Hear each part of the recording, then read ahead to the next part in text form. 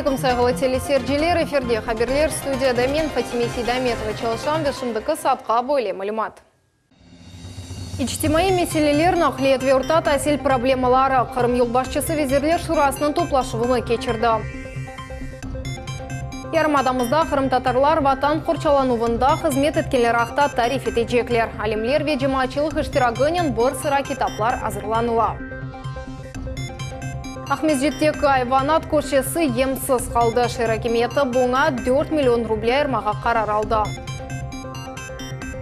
Ләқайт қалмағанларының ярдымы керек. 8 яшлыйынан Куртситов балы тедавиленуге мұқтач. Ахмезжетнің қызмет көстеру ве дизайн колледжінде ел кечірілген иджат фестивалі тешкіл етілді. Бұл ведегер хаберлер ақта бозым яйнымызда. Қырымда фальсификатнен күрешеджеклер бүгін бұақта Қырым Жұмхуреті везерлер шурасында белі олды. Сергей Аксеновның авалясы бойынша Ярмада акиметі Русияның вице-премьер везірі Дмитрий Козаққа сақты мақсулатнен күреш бойынша чәрелер жеделештірілі вақта режа етті.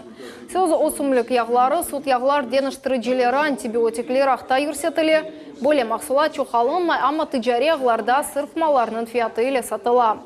Лаборатор тетқиқатларының малыматына көре мақсулатының бұл қысмында зарар кетірген стандартларға ұйғын олмаған ве малының құтысында қайд етілмеген моделер бар.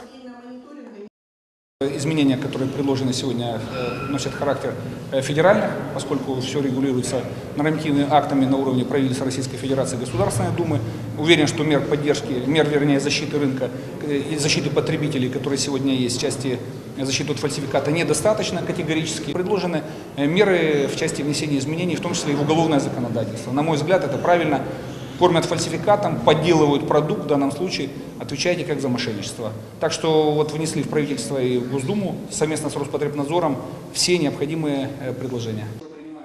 Қырым акиметі Жұмхуретіміздің ұмымта сил мектеплерінде екінші сменаларны жоқ етмеге тырыша. Хатырлатамыз 2020 сенесіне же Қырымда федераль мақсатлы программа чертевесінде 20-ге яқын мектеп құрылмасы планлаштырыла.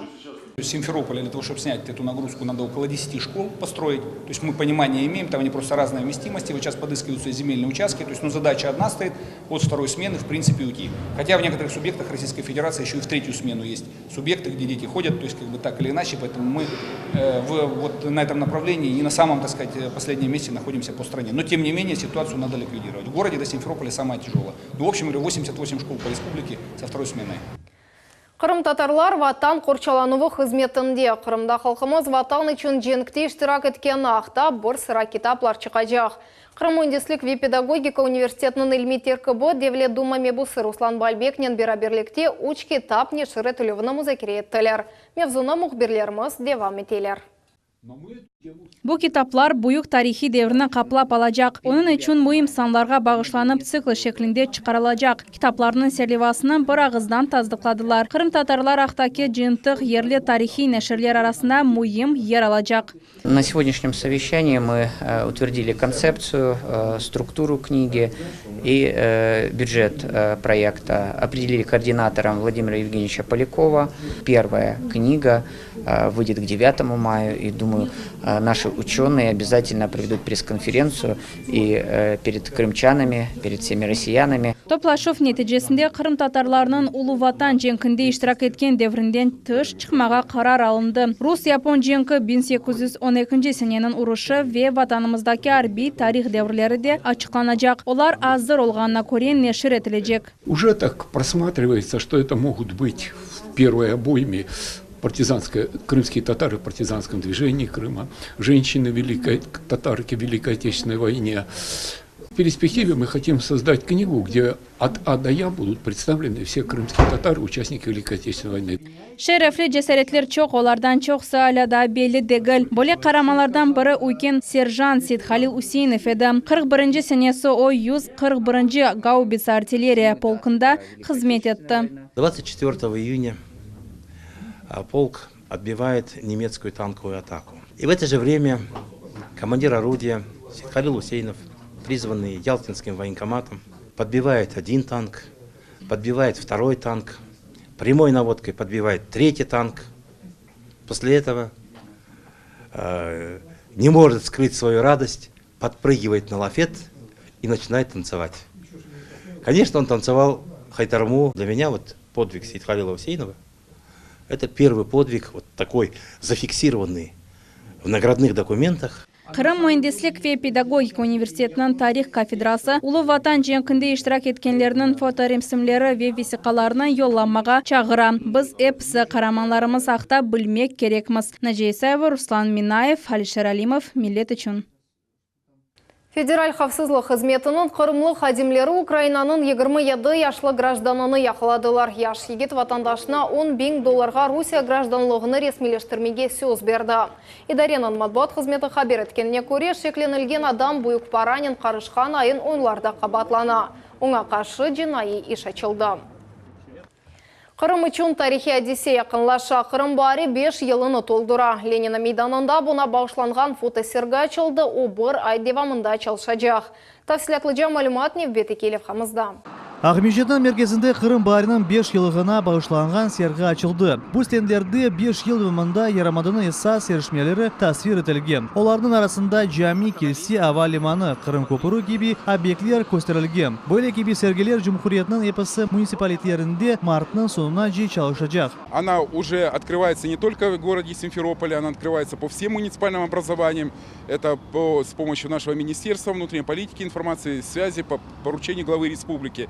Сделали такие масштабные изменения, которые произошли в течение 5 лет для сравнения по всей Республике Крым. То есть фактически Республика Крым преобразилась без больших потрясений, и за 5 лет большие изменения. На этой фотовыставке они присутствуют. Экспозиция Қырым 5 ел davamında nasıl değişkenini açık aydın gösterip, bu sene sergi tişkilatçıları da çok interaktif kullandılar. Bunu görmek için mahsus glazar iliyavesini endirmek yeterlidir. Kameranın stendlerini birine doğurtkanının video yükleniyor. Yaramadanın eposu parlak erişmeleri smartfonlarımızın экранында кошма реалик форматында көрмеге мүмкін. Наводим этой программой на любую из картинок, и у нас появляется, вы видите, на этой картинке те исторические слова президента. Sergi Қырдани мәлумат ашыған стендтен ибарет. Бұл кадраларда Қырым көпірінде арабай yol қысмы Вяғмеждікі Ава лиманын яны терминалы. Ботке-Леватки yol қысмыны açılığı tasvirленген. Bundan da gayrı sağlıq, saqlaf, tahsil, sanayi, qoy hacalıq, teleyayınlaf sahasında şehir muhiti şeklevinde denişmeliler gösterilir. Асан Беблаев, Виталий Голубев, Милет телеканалы. Караим тюрк ве крымчақларының медени мирасыны сақлап қалынуында қадынларының ролі. Девлет милеттер ара комитетінің тогерек масасы девамында бойса семевзі олды. Құрышев кеті шатында 15-тен зияде актуаль маруза сеслендірілді оларының бірлештірген фүкір қадын халқының медени мирасыны сақлап қалдырыжы сыдар. Бұндан да ғайры меркезде қадын анаға бағышланған абеде қойылмасы ақтаға сеслендірілді. В Симферополе единогласно было принято поставить памятник женщине-матери как хранительнице не только семейного очага, но и нации. Потому что благодаря женщине, благодаря матери сегодня каждая нация, она продолжает свой род. Фият веке фиет теніштіріле бөлемі. Қырымда жемет нақлетінде юруш фиатының юкселтілігі бойынша қарар алына. Насыл нетижелер чықарылғаны ақта мұхберлеріміз тариф етмеге азырлар. Он уч кумуш еріне, он еді. Тамам более фиатны Қырым Жұмқұриетін Госкомцен идаресін тайынледі. Нақлиетчілер істе ел парасыны 25 кумушке көтеречек еділер. Фиат көтерілмесіні қабыл етселер егер, отек шеерге баққан ве шеер жеварында қатнаған нақлиетке айт олажақ. Данное повышение назревало давно, так как с 2016 года тарифы практически не изменялись. Между перевозчиками и населением Республики Крым возник определенный замкнутый круг, когда перевозчики говорят о том, что в связи с повышением цен на топливо, на горюче-смазочные материалы, на расходники необходимо было повысить тариф, а население все время отрицало эту догму. Қызметлерін яқшылыштырылмасы ақта сөз берелер. Фиятларыны көтермек үшін эссас шартлардан бері yolcu ақларының riayet етілмесідір.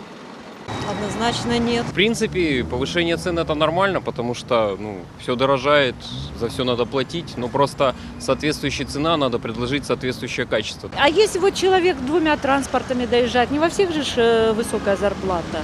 Кырым нахлиетчилери бирлешмеси тарифлер көтерилмек керек деген фикирделер. Бунен бирге жолжугар ташылмасынын кейфиетini yükseltmege söz берели. Мне кажется, ощущение у каждого из нас есть, что тариф у нас действительно низкий. Для сравнения скажу, в Краснодаре тариф уже 26 рублей. Я надеюсь, что люди нас поймут и с пониманием отнесутся, тем более, что мы приложим все усилия для того, чтобы и улучшить сервис, улучшить качество перевозки. Бүгін Сергей Аксонов Везірлер Шурасының топлашуында жемат нахлиетінде yol parası 17 рублиден зияде көтерілмежеге ақта білдірді. Чүнки көстерілген қызметлер зиядеже yüksek тарифке лайық дегилді.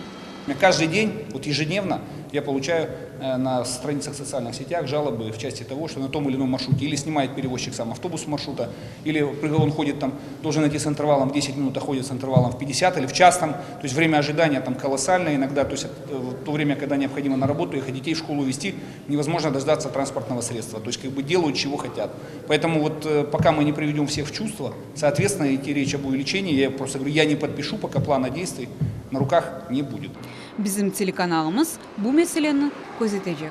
Диляра Шевкетова, Руслан Минаев, Мухаммед Закирьяев, Дмитрий Низовой, Милет Ичун. Келері етішмегені себебінден Ахмеждет зоология көшесінің айванлары емсіз қалдылар. Қыш мевсімінде бала бақчасына келген зеречілерінің сайысы экселеве бұл территорияны бақмаға көчола. Бұқранын себебі де бұндадыр. Шер акиметі есе 4 миллион рублей маға қарар алды. Бала бақчасы шерінің визит харитасыдыр, ама бұна бақмадан о совет деверінден бірлі реконструкция беклей. Айванларыны қыздырмаға ве ашатмаға пек чоқ пара керек. Ертіжі айванларға mesela әр күн 200 килодан зияде эт ашатыла. Копытные наши, крупные и мелкие, потребляют достаточное количество овощей, также фруктов. Плюс им полагается сено, как замена зеленой травы. Представители хищного отдела, такие как львы, тигры, рыси, леопард, им требуется больше мяса. Қышта айванлар бақылған ерлерінің қыздырмақ керек. Бұна да қошма малие масраф етілі.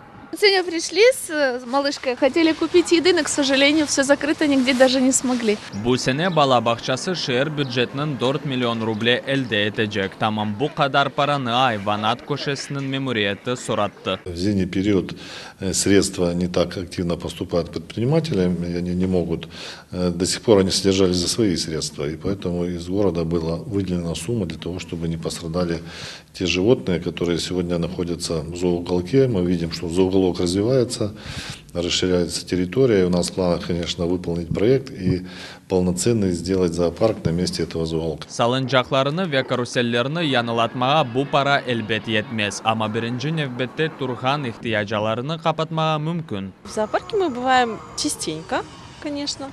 Все нравится, все устраивает, детки довольные, бегают, прыгают. Все хорошо. Нравится, вот нам рысь очень сильно понравилась, вообще классная. Ну и, наверное, вот львица, очень крупная и довольно яркая. Бақча мемориетінің о günde büyük planlar тура кележекте ise bütün teritoriyаны da ziyade yeşiletmege ve abadanlaştırmağa bütünle rekonstruksiya keçirmege niyet eteler. Enver Ablizis, Аким Бекиров, Милет için. Екі несілінің эффектив іші рутечкі ішлер везерлігінің Қырым идаресіндегі реберлер теркі бұйчкі ішлер ветеранларының көрішті. Мудир вазифесіні вақтын жайда еткен полис подполковнигі Денис Никаноров өйкен несіл яш қадемлерінің бежерген ішінің yüksek рөліні қайдаты. Подполковник ветеранларға оларны есесі ве ветеранлар патруліні тешкіл еткенлері үшін тешекерлер бұлдарды. Ознев бетінде зияде тәжірибелезен адашлар Қырымның ичкі ішлер везерлігінің еметіні қайдаттылар, көрішіп қатыра бақшышлар ве юбилей медалері бағышланылығы елі екінленді. 8 яшлыйынан Куртсиетовның тедевиленуіне пара топланыла. Баланы аяққа қоймақ үшін 1 миллиондан зияде рублей керек. Шымды о не юрып, не де лафеті пола, ама умуд бар. Оғланчықны құртармақ елуақта мұхберлеріміз девам етелер. 8 яшлы эннан üçün юрмек весе кірмек махсус межгульетлердір. О озы юрып оламай чөнки доғма ағыр хасталықтан азап чеки. Сам он не кушает, только через блендер. Ротиком сам ложку не держит, ни ложку, ни ручку. Вводим, ходит.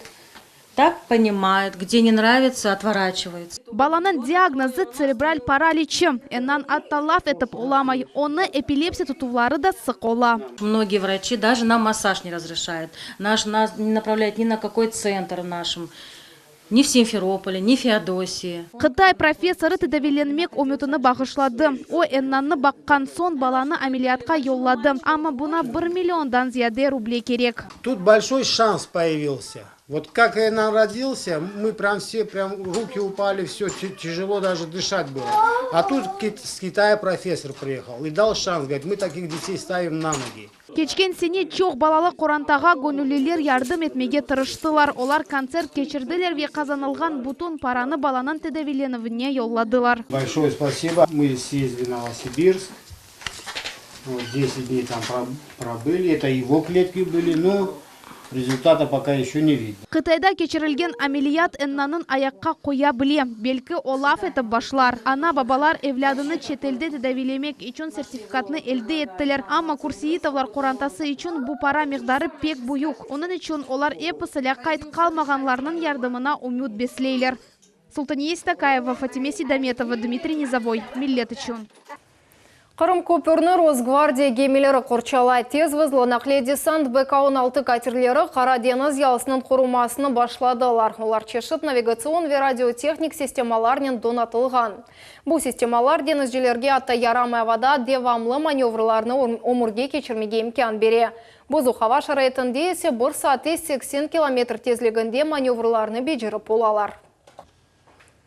Адеттен тыш мальземелер куланылуынен перчемлер ве моделлер нумайышақ. Междетнің қызмет көстеру ве дизайн колледжінде елық фантазия без границ 2019 серлевалы фестивалі кечті. Мұнда 88 модель тақдим етілдақ междетнің 16 мектебінден іштіракчелер келді. Сержелерінің асыл урбалар тәжіплендірді. Бұақтан евбеті келіп қамыз.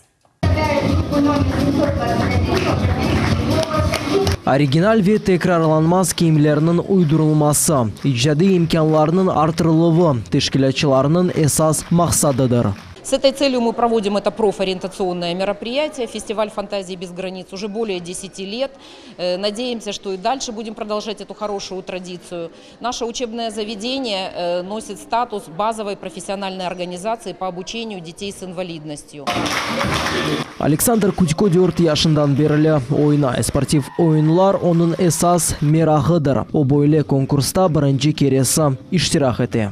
Была идея сделать, можно сказать, что свет и тьма. Они будут свет, а я, соответственно, демон тьма. Представляю тьму. Это костюм демона, видно по рожкам и по самой окраске костюма. Сделан данный костюм из фольгазола и пленки. Festival keçirilip başlagan seneden beri tedbirde 3000'ge yakın adam iştirak etti. Bu hem iştirakçılarının hem de seyircilerinin sayısı. Onların her biri kıymetsiz tecrübe elde etti. Taqdim etilgen modeller adetten tış çeşit malzemelerden yapılganlardan gayrı, onların şekilleri de standarttan uzak. Her bir iştirakçının kiyimi belli bir mana taşı. Zarema Kaybulayev'nin urbaları kuş çiçekleri dep adlandırılgan. Я придумала розы, потому что сейчас весна и хотела сделать более весенний наряд. Сегодня я думаю одержать победу. Teşkilatçılar sakat ballarının iştirakı onların yaşayışına müsbet duygular ve tesuratlar koşar degen ümitteler. Было заявлено 5 семей, но, к сожалению, детки заболели и примут участие только 3 семьи. Выбрали мы направление сказочное, Алиса в стране чудес. Все костюмы будут, естественно, уникальны, это требование этого фестиваля. И наши ребята получат возможность пройтись по сцене как настоящие модели в тех костюмах, которые они создавали вместе со своими родителями. Tedbir yüklengen son her bir iştirakçı fahri yarılıklarının mükafatlandı. Ama en esası bu bayram muhiti ve kıymetsiz tecrübe oldu. Muhammed Zikriyev, Sivila Mehmetova, Magomed Nisturov, Millet için. Sıcak havanı beklегенлер için бақшыш. Yakın günlerde Kırım havası 18 dereceye kadar kızacak. Gidrometcentr bergen malumatga ko'ra, bu sene erte barde yanı iklim rekorduna yetişe bilemiz. Bunun beraber biraz yağmur yağması ihtimali da saqlana, ama bu al hava hareretine içte tesir etmeyecek. Bu sizlerni Erkun Kırımның en aktual haberlerinin tanışı teması gersizni borde bir mesele rahatsızlasa ya da içtimai jeten muhim irişmeniz olsa, bizim hizmetimizge haber etiniz. Telefon numaramizni ve elektron adresimizni ekranlarınızda көресіз. Шымдылық бұл мәліматларының епседі кележек қаберлер программасыны қачырманыз боз еле олыңыз.